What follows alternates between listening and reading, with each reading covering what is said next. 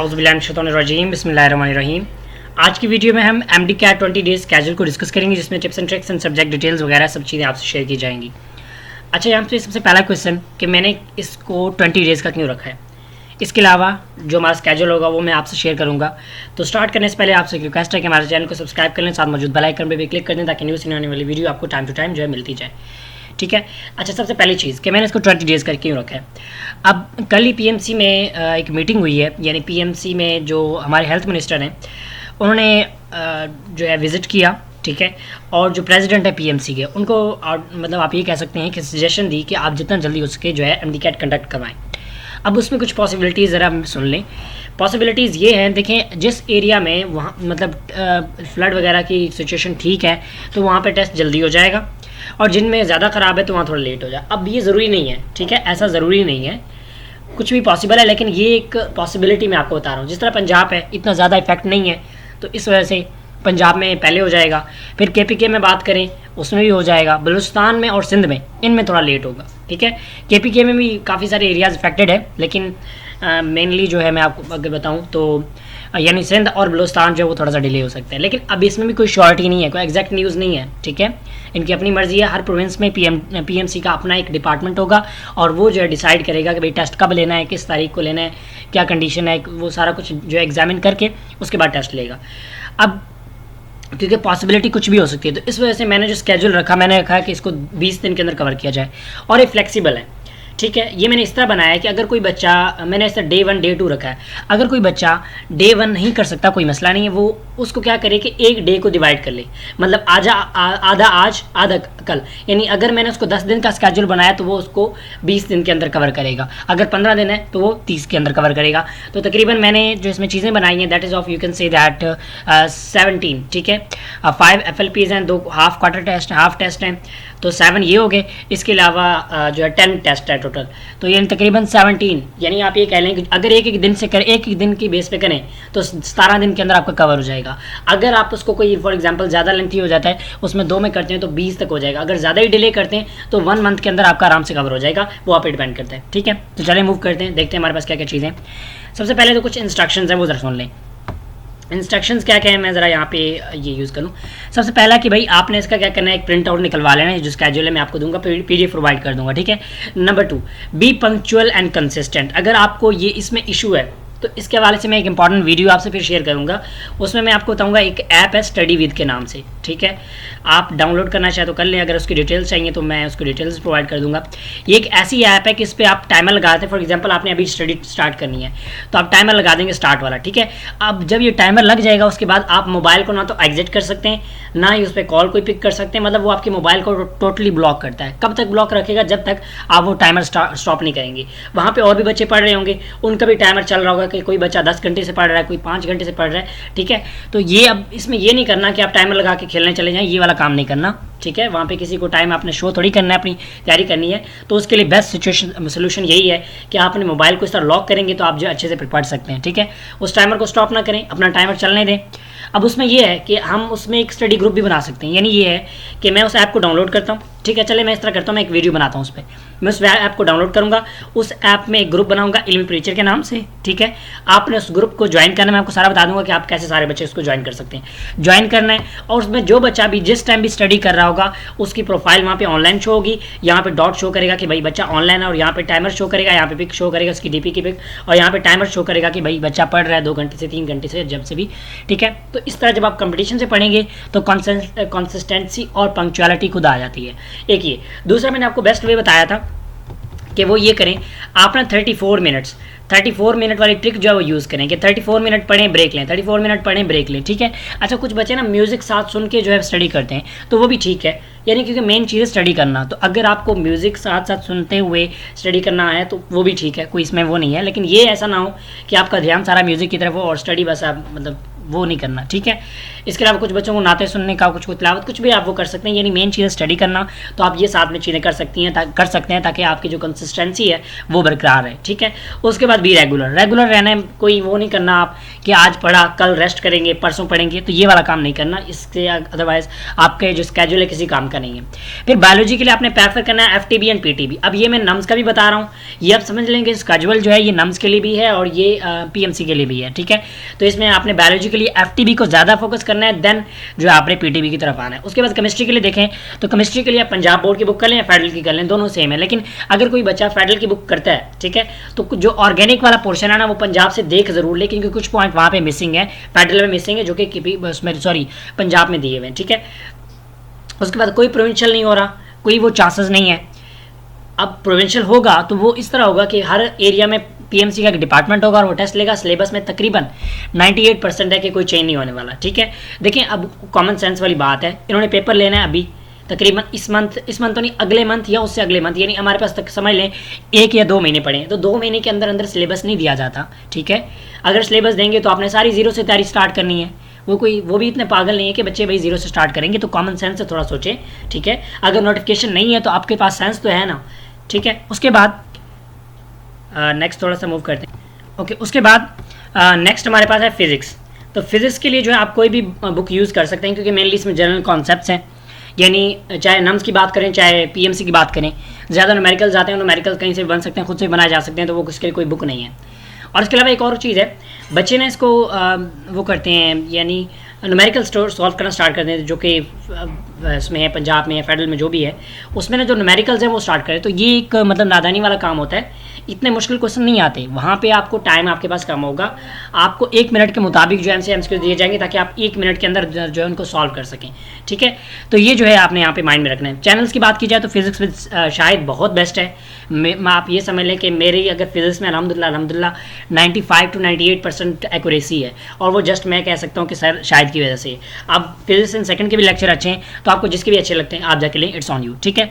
उसके बाद बात करें इंग्लिश की, तो इंग्लिश का जो अभी मैंने आगे स्केड्यूल बनाया है वो भी मैंने इंग्लिश का किप्स की बुक से बनाया है, और आपने प्रेफर जो है किप्स की बुक को करना है, ठीक है। बेस्ट है। अगर किसी के पास स्टार की बुक है तो वो भी सेम है, तकरीबन ज़्यादा डिफरेंस नहीं है, ठीक है।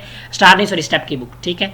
तो ये जो है इतना ज़्यादा कोई डिफरेंस नहीं है, लेकिन ज़्यादा मैं आपको कहूँगा प्रेफर जो है वो इंग्लिश की है, क्योंकि किप्स की है। किप्स में तकरीबन सारे रूल्स दिए हैं, जिसमें सबसे बेस्ट चीज़ है वो आपको ये कि भाई साथ साथ पास पेपर दिए हैं। रूल आपको बताया है कि भाई अगर कोरिलेटिव कंजक्शन आ जाए तो आपने सेकंड सब्जेक्ट को देखना है, ठीक है। रूल बताया हुआ है, साथ में आपको एग्जांपल भी दी हुई है कि पास पेपर में इसमें ये क्वेश्चन इस तरह आया था, ठीक है। तो ये जो है आपको बहुत ज़बरदस्त चीज़ हो जाती है कि आपको साथ साथ जो चीज़ें मिलती हैं कि MCQs का आ किस तरह सकते हैं। उसके बाद वोकैब की बुक की बात करें, वोकैब की बुक स्टेप की भी अच्छी है, लेकिन किप्स की थोड़ी आप कह सकते हैं डिटेल में है, तो आप कोशिश करें कि ज़्यादा जो है उसको प्रेफर करें। अब वोकैब को याद कैसे करना है उसके हवाले से ये है कि आपने वोकैब में सबसे पहले तो है जितने भी वोकैब के वर्ड्स हैं उनके मीनिंग्स याद कर लेने। पहला काम तो ये, फर्स्ट प्रायोरिटी आपकी ये होनी चाहिए। जब ये कंप्लीट हो जाए उसके बाद फिर थोड़े करके डेली बेसिस पे थोड़ा थोड़ा करके उनके एंटोनिम और वो याद करते जाएं। या एक और बेस्ट वे आपको बताता हूँ, आपने क्या करना है कि जो भी कोई वर्ड है, फॉर एग्जाम्पल अपालिंग एक वर्ड है, ठीक है, हम यहाँ पे वर्ड लिख लेते हैं, ठीक है, ये हमारे पास वर्ड है अपालिंग। अच्छा, अब आपने क्या करना है कि एक तो इसका मीनिंग याद कर लेना है, मीनिंग के साथ साथ दूसरी चीज़ आपने क्या याद कर लेनी है कि इसमें हम थोड़ा सा ये दूसरा यूज़ कर लेते हैं। अच्छा, मीनिंग के साथ साथ एक तो मीनिंग आपने याद करना है, दूसरा आपने क्या याद करना है कि इसका एक एंटोनियम और एक सिनोनियम, बस इतना करेंगे आपका तकरीबन इस क्वेश्चन से अगर कोई क्वेश्चन आ भी जाता है, यानी इस अपालिंग वर्ड से कोई मतलब इसकी वोकैब आ जाती है, कोई एंटोनियम कोई सिनोनिम आ जाता है, तो तकरीबन 90% चांसेस है कि आप उसका सही कर लेंगे, ठीक है। तो एक बेस्ट आइडिया कि आपने बस ये 3 चीज़ें याद रखनी, एक तो मीनिंग आपको पता हो, दूसरा एक एंटोनियम एक सिनोनियम, ज़्यादा कुछ नहीं करना बस, ठीक है। चलिए ये हो गया। उसके बाद लॉजिकल रीजनिंग की बात करें तो ये वेबसाइट है जो कि PMC ने अपने रेफरेंस में दी थी, तो ये बेस्ट वेबसाइट है। इसमें काफ़ी सारे MCQs बैंक है, बहुत बड़ा MCQs बैंक है, तो आप यहाँ से करें, बहुत ज़बरदस्त है। ज़्यादा PMC यहीं से कॉपी कर रहा है। जो PMC के मॉक टेस्ट आया उसमें मैंने ये चीज़ नोटिस की है कि इस वेबसाइट को जो कॉपी करें। अब ये वेबसाइट आपको मिलेगा कहाँ से, आपने सिंपल क्वेश्चन पेपर .org इससे भी आप सर्च कर सकते हैं। इसके अलावा बेस्ट वे ये है कि आपने PMC 2021 का पेपर वो सिलेबस लेना है, उसमें लास्ट में जहाँ पे कंटेंट्स लिखे हुए हैं उसके जो लॉजिकल रीजनिंग के कंटेंट्स लिखे हुए हैं उनके ऊपर जाके आप क्लिक करेंगे तो सीधा इस वेबसाइट पर चले जाएंगे, ठीक है। तो ये आपके लिए बेस्ट है, आप जाके इसको चेकआउट करें। तो ये उम्मीद है आपको क्लियर हो गया। उसके बाद आप अभी पूछेंगे कि आपको पर यानी फॉर एग्जाम्पल आपने फोर्स एंड मोशन का चैप्टर पढ़ा, अब उसके कितने एमसीक्यूज आपने कुछ प्रैक्टिस करने हैं, तो आपने उसके 60 एमसीक्यूज करने हैं। अब 60 एमसीक्यूज कहाँ से कर सकते हैं, किप्स की बुक से कर सकते हैं, स्टेप की वर्कशीट से कर सकते हैं, स्टार की वर्कशीट से कर सकते हैं, पीएमसी के पेड टेस्ट से कर सकते हैं, यूएचएस के पास कहीं से भी करें। 60 क्वेश्चन आपने पर चैप्टर पर टॉपिक जो है वो करने हैं। अगर इंग्लिश में कोई टॉपिक है तो उसमें 60 एमसीक्यूज आपके पर टॉपिक होने चाहिए। फॉर एग्जाम्पल आर्टिकल आपने पढ़ा है तो आर्टिकल के 60 एमसीक्यूज आपने करने हैं, ठीक है। उसके बाद ये हमारी तकरीबन चीज़ें क्लियर होगी, उम्मीद करता हूँ ये तो आपको क्लियर हो गया होगा। उसके बाद मूव करते हैं नेक्स्ट, और बाकी देखते हैं हमारे पास क्या क्या चीज़ें। उसके बाद मूव करते हैं नेक्स्ट स्लाइड पे। चलिए, अब हमारे पास स्केड्यूल आ चुका है, अब थोड़ा इसको देखते हैं। अब यहाँ पे कुछ चीज़ें जो मैं आपको क्लियर कर दूँ। सबसे पहले मैंने ना यहाँ पे टेस्ट रखा है। टेस्ट का क्या मतलब है कि तैयारी, देखें तैयारी है मेनली। हम ज़रा यहाँ पे इसका जो है ये ब्लू कर लेते हैं। अब तैयारी का मतलब ये है कि इसमें जो मतलब डे है ना, आप समझ लें कि डे 1, डे 2, डे 3। मैंने यहाँ पे रखा है टेस्ट 1, टेस्ट 2, टेस्ट 3, ठीक है। अच्छा, इसमें सबसे पहले तकरीबन 10 टेस्ट है ना, मैंने टोटल 10 टेस्ट बनाए। ये 1 है 2 3 इस तरह करके 10 बनाए हैं पूरे सिलेबस के, पूरे यानी पीएमसी सिलेबस के। उसमें सारे सब्जेक्ट डेली बेस पे करने हैं। अब देखें यहाँ पे मैंने सब्जेक्ट को लदर नहीं कर दिया, इकट्ठा किया हुआ है कि आपने पहले दिन force and motion, cell structure and function, साथ में intro to fundamental concepts, then agreement and combination. अब एग्रीमेंट कॉम्बिनेशन कहाँ से आपको मिलेगा, तो ये किप्स की बुक से जो है मैंने ये जिसका स्केड्यूल बनाया है किप्स की बुक से बनाया, तो कोशिश करें आपने इसको वहाँ से चेकआउट करना है, ठीक है, ताकि आपको ये क्लियर हो जाए। तो ये आपका डे 1 में। अब कोई बच्चा फॉर एग्जांपल वो समझता है मैं वीक हूँ, तो वो इसको डिवाइड कर सकता है, आज आधा कर ले कल आधा कर ले, ठीक है, वो डिवाइड करके कर सकता है। तो इसमें मेन ये होगा कि वो अगर ये मेरा स्केड्यूल 10 दिन का है तो उसका जाके 20 दिन में कवर होगा, जिस फर्क इतना पड़ेगा, ठीक है, बाकी कोई फर्क नहीं पड़ने वाला। ये एक यहाँ पे। उसके बाद दूसरा टेस्ट हमारे पास आ जाता है। अब इसमें क्या है कि work and energy physics, biological molecule biological molecule और एंजाइम ये साथ ही होते हैं, जिस बुक में भी आप देखें। उसके बाद एटॉमिक स्ट्रक्चर। अच्छा, इसके अलावा एक और बेस्ट चीज़ आपको बता दूँ, मैंने आपको कहा कि आपने पर चैप्टर 60 एमसीक्यूज करने हैं। तो किप्स की बुक जो है उसमें लास्ट में टेस्ट दिए हुए जिनका नाम है सेल्फ असेसमेंट टेस्ट, उसमें हर चैप्टर के 60 एमसीक्यूज हैं, तो वो बेस्ट है, वो आपके लिए बेस्ट है। वो कर लें तो ठीक है, अदरवाइज कहीं और से भी कर सकते हैं, कोई मसला नहीं है। एमसीक्यूज प्रैक्टिस करने में कोई हर्ज नहीं है, आप कहीं से भी कर सकते हैं। उसके बाद लॉजिकल रीजनिंग आ गया, जो कि पहले वाले में मैंने दिया, वो आप बिल्कुल बेफिक्र हो जाएं, मैंने सिलेबस सारा कवर किया हुआ है, ठीक है, टेंशन नहीं लेनी। लेटर एंड सिंबल सीरीज कहाँ से करें, कोशिश करें इसको वेबसाइट से करें, जो मैंने आपको वेबसाइट पहले बता दी है। मिसलेनियस मिस्टेक्स, अभी मिसलेनियस मिस्टेक्स आपको कहाँ मिलेंगे, किप्स की बुक में तीसरा टॉपिक है मिसलेनियस मिस्टेक्स, वहाँ से करना है। वर्ब एंड टेंसेस, ये भी किप्स की बुक से, इसलिए मैं साथ किप्स की बुक जो है वो मेंशन करता गया हूँ, ठीक है। टेस्ट नंबर 3 की तरफ आते हैं। इसमें रोटेशनल एंड सर्कुलर मोशन, ये इजीली जो है फॉलो कर सकते हैं आप। देखें, अब बिल्कुल आप आप ये कह सकते हैं कि जीरो तो नहीं है, थोड़ी बहुत तो आपकी तैयारी होगी ना, ठीक है। अब ये चीज़ें काफ़ी होती हैं, मतलब इतना ज़्यादा नहीं है ये। अब ये जो है देखें, आपके पास तकरीबन 24 घंटे टोटल हैं, जिसमें से आप कर लें, चलें 12 नहीं 10 घंटे हम कर लेते हैं, ठीक है। मैं मिनिमम से मिनिमम टाइम रख रहा हूँ, लेकिन आपने कोशिश करना है 12 घंटे स्टडी करनी है, ताकि आपका जो है वो स्केड्यूल कंप्लीट हो। 10 घंटे भी अगर हम कर लें तो आपके पास ये फोर्स एंड मोशन में कितने घंटे लगेंगे, ज़्यादा से ज़्यादा 3 घंटे लग जाएंगे। इसमें सेल स्ट्रक्चर एंड फंक्शंस में, ठीक है, इसमें कितने तकरीबन 2 घंटे, इसमें 2 से ज़्यादा नहीं लगते। उसके बाद इंट्रो का 1 आवर लगता है, बस प्रैक्टिस है, इसमें कोई समझने वाला इतना ज़्यादा है नहीं। कॉम्बिनेशन मिस्टेक, इसमें ओनली प्रैक्टिस है, थोड़े बहुत रूल्स हैं, बाकी ज़्यादा प्रैक्टिस है। 1 आवर इसमें लग जाएगा, ठीक है। ये तकरीबन आपका 3 2 5 6 7 घंटे में आराम से कवर, ठीक है। इसी तरह ये हो जाएगा। अब चलें आप इसको ज़्यादा कर लें, आप इसको 10 घंटे में जाके पूरा करें, कोई मसला नहीं है, बस करना है। जो डे का है वो 1 दिन में करना है। अगर आप देखें आपकी कैपेसिटी नहीं है तो आप उसको डिवाइड कर लें, ठीक है, आज का दिन और कल का दिन उस तरह करके डिवाइड कर लें। उसके बाद ये 3 वाला मैं बता रहा था, इसमें बायोएनर्जेटिक्स, गैसेस, लिक्विड सॉलिड। अब आप कहेंगे आपने केमिस्ट्री का इतना ज़्यादा दे दिया, ज़्यादा नहीं है। गैस एंड लिक्विड सॉलिड जो है वो कॉमन टॉपिक्स हैं, एक दूसरे से रिलेट करते हैं, तो इस वजह से इनको साथ देना जो है वो ज़्यादा ज़रूरी था। इतने ज़्यादा लेंथी नहीं है या इतनी ज़्यादा मुश्किल नहीं है, आप आराम से इनको कर सकते हैं, ठीक है। उसके बाद adjective and adverb, adjective and verb Kips की बुक से। अच्छा, यहाँ पे बच्चे कहेंगे कि आप हम क्या करें, हम पीटीबी एफटीबी पढ़ें, क्या करें। तो मैंने आपको इंस्ट्रक्शंस पहले पेज पे दे दी कि बायो के लिए कौन सी बुक यूज़ करनी है, केमिस्ट्री के लिए कौन सी, फिजिक्स के लिए कौन सी, इंग्लिश के लिए कौन सी।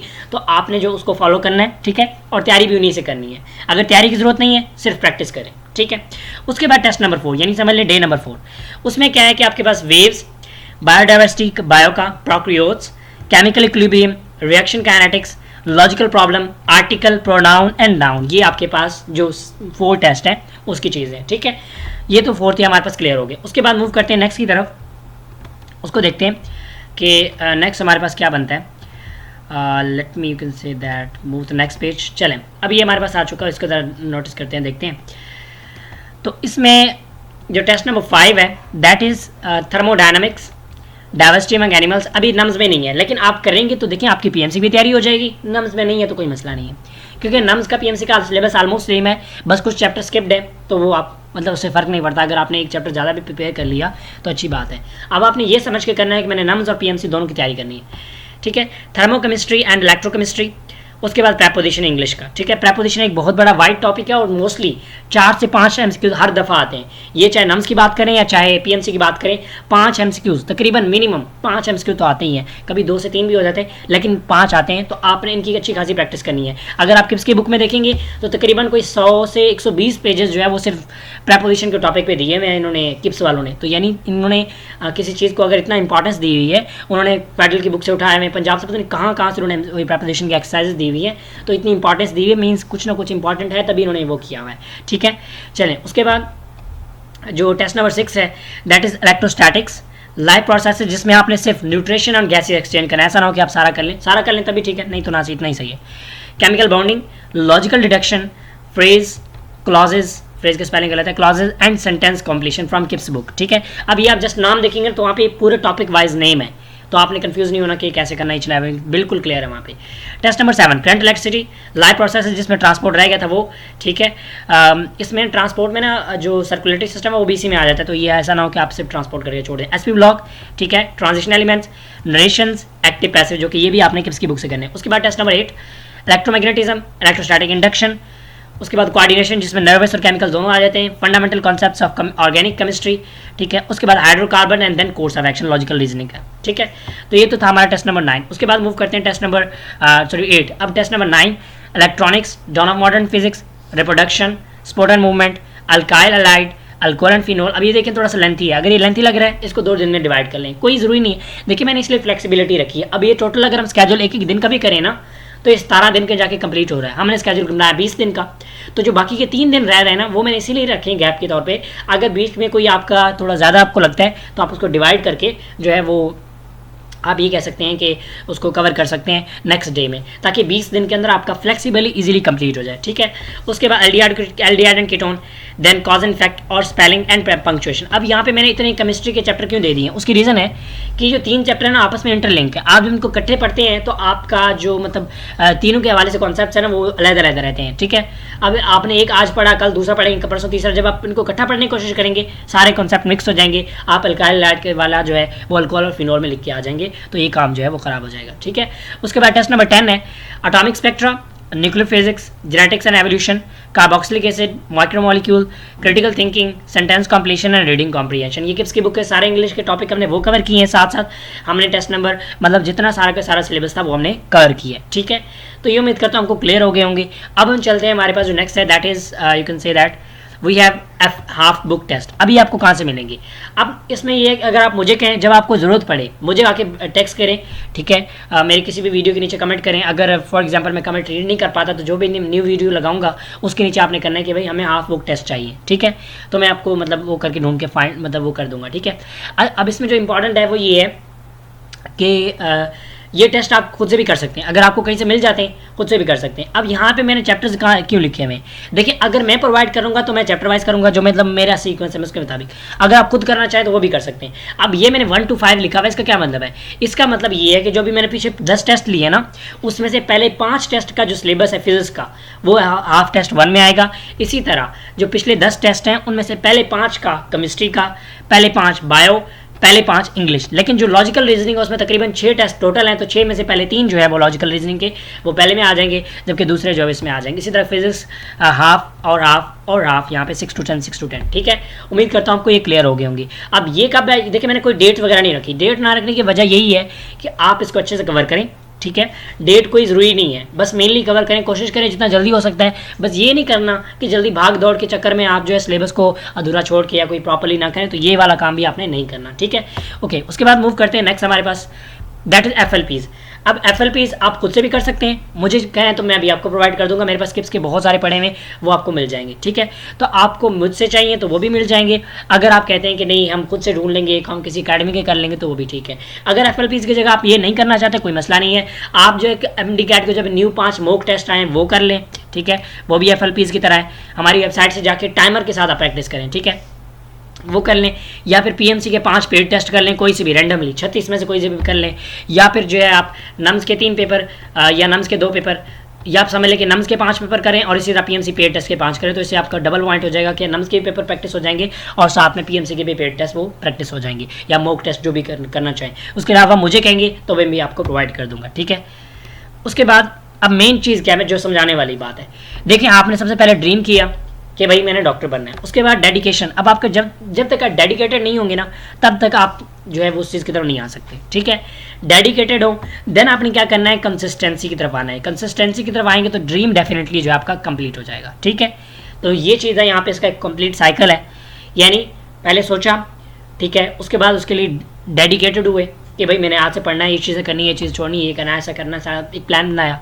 उसके बाद कंसिस्टेंसी, देखें करें एक चैप्टर, एक बात याद रखिएगा, डेली का एक चैप्टर करें कोई फ़र्क नहीं पड़ता, कंसिस्टेंसी से करें, बड़ा बहुत बेस्ट है।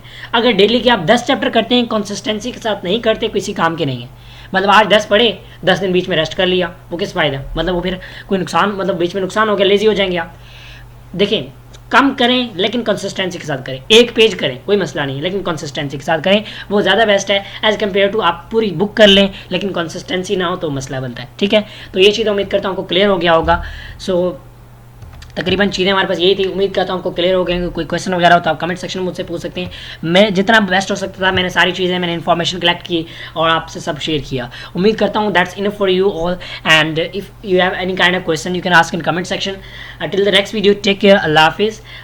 इसके अलावा कुछ और चीज़ें मेरे माइंड में है अपलोड करनी है इंशाल्लाह, तो ये भी स्केजूल है, स्केजूल के बाद फिर इंशाल्लाह मैं वहाँ पे पोल अपलोड लगा दूंगा, आप बता दीजिएगा कि क्या अपलोड करना चाहिए नेक्स्ट, ठीक है। So that's all for today, thank you so much. और कोशिश करेंगे स्केजूल बेस्ट है, अगर आपको समझते हैं कि नहीं बेस्ट नहीं है तो आप थोड़ा बहुत उसके मुताबिक अपने इसमें चेंजेस कर सकते हैं, कोई मसला नहीं है। फोटोकॉपी करवा लें, उसके बाद पेंसिल से चेंजेस कर लें कि आपको जो भी चेंजेस करनी है, ठीक है। बाकी आई थिंक बेस्ट है, लेकिन हो सकता है कुछ बच्चों के लिए ज़्यादा डिफिकल्ट हो तो वो इसको डिवाइड कर सकते हैं। देखिए ये 17 दिन का स्केजूल है तो तकरीबन 34 दिन में जाके कवर हो जाएगा, ठीक है, यानी 34 डेज़ में, बल्कि 34 तो नहीं होगा ना। आप देखिए एक FLP है वो तो आप एक दिन में एक कर सकते हैं ना, ठीक है, एक FLP एक दिन में कर सकते हैं, एक हाफ टेस्ट एक दिन में कर सकते हैं, वो 7 तो रहेंगे, बाकी 10 डबल हो जाएंगे। तो 10 डबल अगर हो जाते हैं 20 27 दिन में आपका आराम से कवर हो जाएगा अगर आप इसको डबल भी कर लेते हैं, ठीक है। बाकी उम्मीद करता हूँ कुछ चीज़ें क्लियर हैं। So till the next video, take care, अल्लाह हाफिज़।